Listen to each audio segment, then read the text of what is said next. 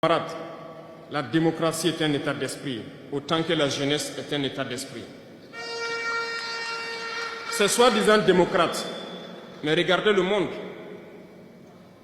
Comment est-ce qu'on peut vouloir imposer la démocratie en tuant des millions de personnes? C'est de la dictature, ça, ce n'est pas de la démocratie. Ça ne s'impose pas. Ceux-là qui se disent démocrates, mais regardez, nous avons vu des scènes où on a empêché des gens de rentrer dans des assemblées. On a vu des scènes où des forces ont débarqué dans des assemblées pour obliger les députés à prendre des textes. On a vu des scènes plus terribles que ça, où les gens tuent leurs manifestants. Mais eux, ils s'appellent démocrates et nous, on nous appelle donc des putschistes.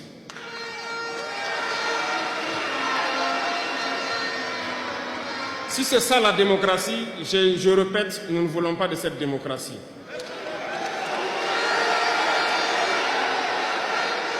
Et quand vous voyez souvent les incompétents, ils ne cherchent pas à savoir quelle est la signification du mot démocratie en réalité. Ils s'accrochent juste à la définition qu'il lui a donnée l'impérialisme et il se met à parler de démocratie sans réellement connaître le fondement. Ça, c'est de l'incompétence. Il faut chercher à connaître, avoir la connaissance, regarder le monde pour redéfinir la démocratie telle que nous le voulons en Afrique.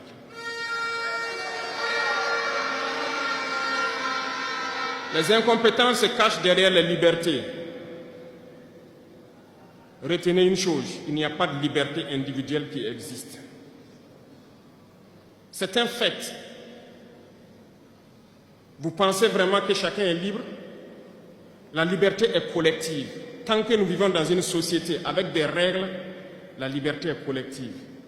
Parce que si vous ne respectez pas les règles, vous ne pouvez pas vivre dans la société. Si vous êtes libre de parler comme vous voulez, l'autre aussi est libre de vous répondre comme il veut. Ça sera du désordre.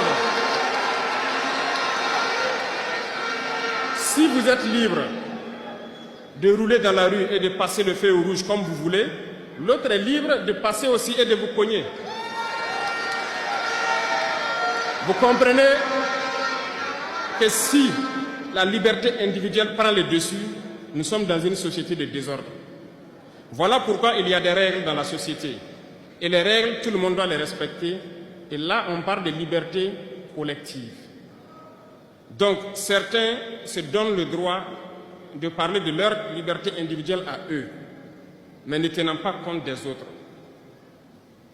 Je pense que ça fait partie aussi de l'incompétence, parce qu'ils ne cherchent pas à comprendre, ils s'arrogent les droits que peut-être les États les ont donnés pour sévir, pour faire tout pour eux, en négligeant les libertés des autres. Non, la liberté est collective. Avant de poser un acte, on pense à la liberté d'autrui. Et nous ne devons pas transcender la liberté des autres. Donc ça fait qu'on doit avoir de la réserve. Et une fois qu'on a de la réserve, la liberté individuelle n'existe pas. La liberté est collective. Et nous devons avoir cette culture de liberté collective. Cherchons donc la connaissance, lisons, interrogeons l'histoire. Ne lisez pas l'histoire qu'eux, ils ont écrite en leur faveur.